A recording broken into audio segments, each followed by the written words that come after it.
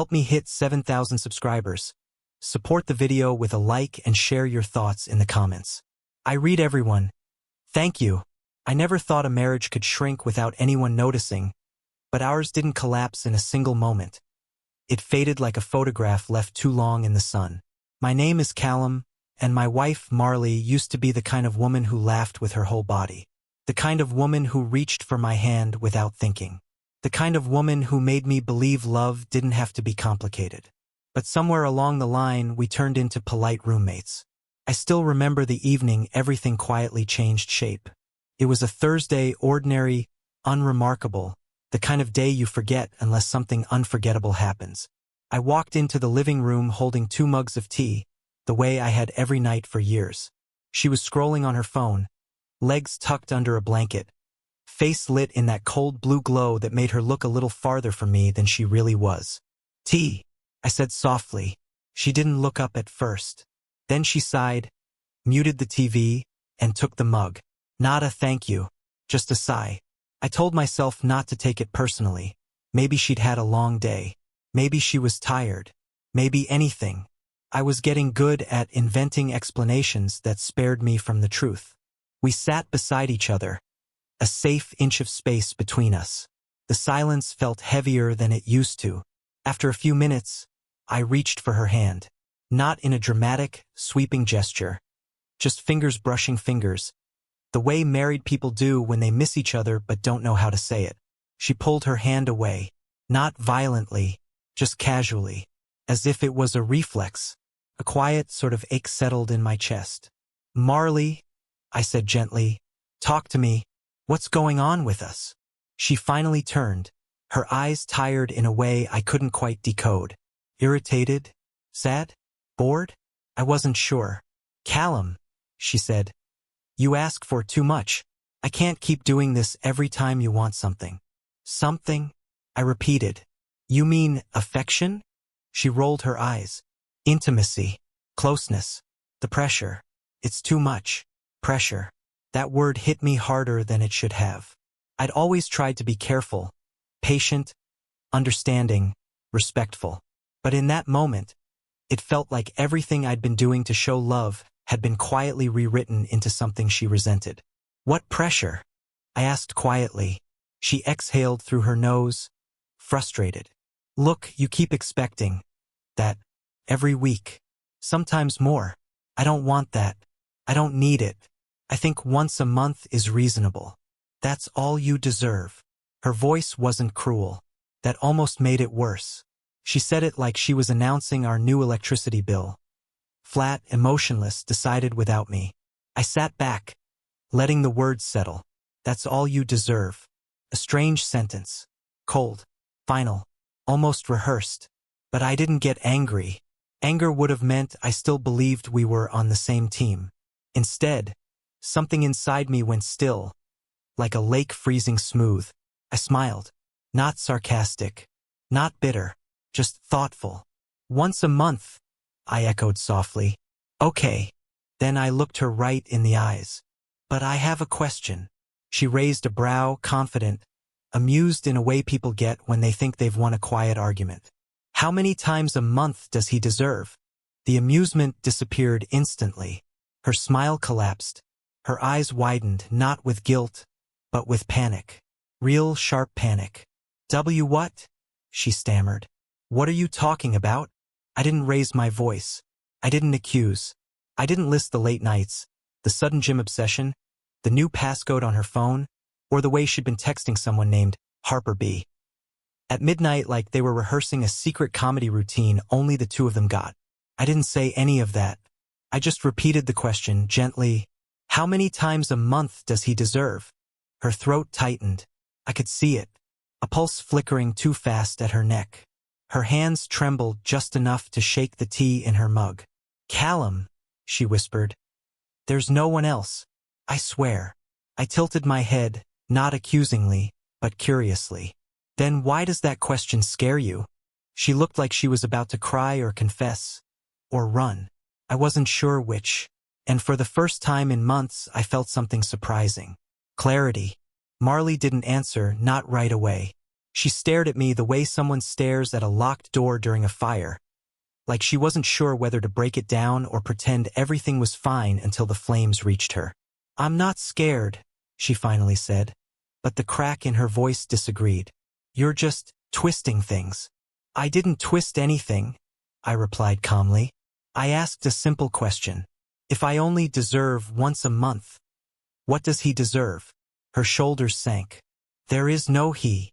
I nodded slowly. "Okay." Silence expanded between us again. Thick, uncomfortable, full of things she didn't say and things I no longer felt the need to ask. I stood up and placed my untouched tea on the table. She watched me, trembling, not out of fear of me, but fear of what came next. Fear of what the quiet meant. Fear of what I'd already accepted. "Callum, please sit. We can talk," she said, voice wavering. "For months," I said gently, "I tried to talk. You didn't want talking. You wanted distance. You wanted silence. And I gave you both.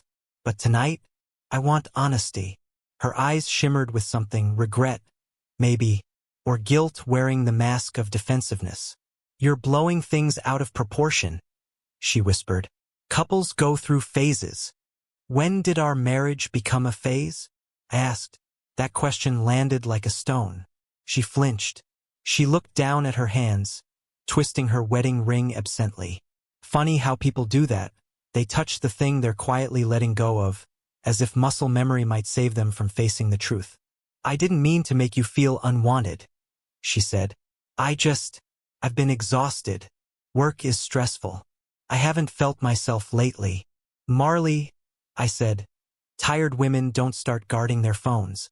They don't shower at midnight. They don't smile at messages that aren't from their husbands." Her breath hitched. A tiny, involuntary sound. Almost a confession. Almost, but not quite. I wasn't looking for a dramatic reveal or a tearful apology. I didn't want her to beg, or explain, or promise things she no longer intended to keep. Marriage shouldn't require detective work. Love shouldn't feel like suspicion performing CPR. "I'm not accusing you," I said quietly. "I'm telling you I'm done guessing." She covered her face with her hands. "I never meant to hurt you." "Intent isn't the same as impact," I replied. She looked up then, eyes glassy. "So what now? Are you leaving me?"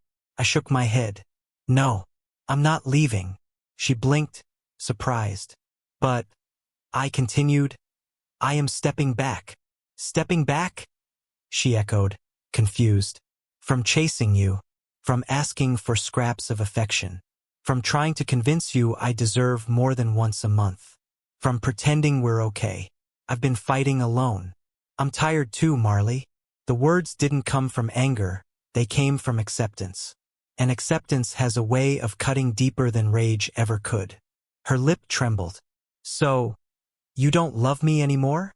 I let out a slow breath. "Love isn't the problem. Respect is." She looked like the ground under her feet had shifted. "You think I don't respect you?" she whispered. "You don't respect what we built," I said simply. "And maybe you don't respect yourself enough to be honest about why." She closed her eyes, a tear escaping. For a moment, she looked like the Marley I married, vulnerable, unsure, human.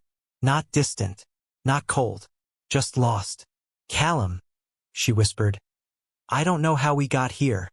"I do," I said. "You stopped choosing me, and I kept choosing you anyway."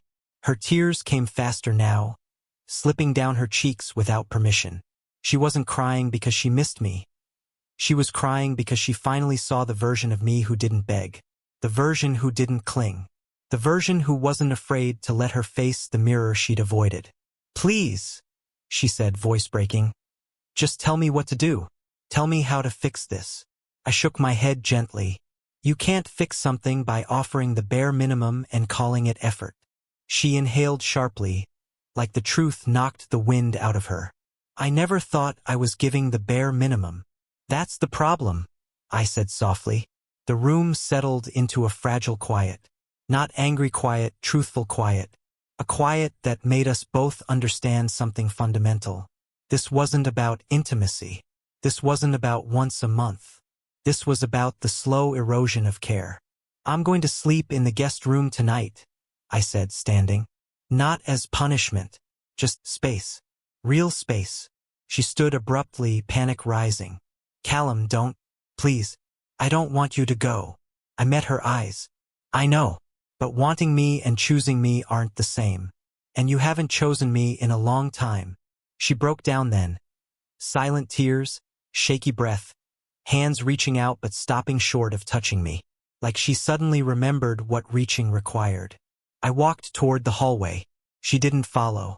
She didn't call my name. She just stood there, crying into her palms, realizing something I'd known for months. Love doesn't leave overnight, but respect does. And once it's gone, you can love someone with your whole heart and still walk away with your dignity. As I closed the guest room door behind me, I felt something I hadn't felt in a long time. Not anger, not heartbreak, not fear. Just clarity, clean, sharp, unmistakable. And in that clarity, I finally understood. Deserve has nothing to do with frequency. Deserve has everything to do with reciprocity. And I would never again accept once a month from someone who gave someone else so much more.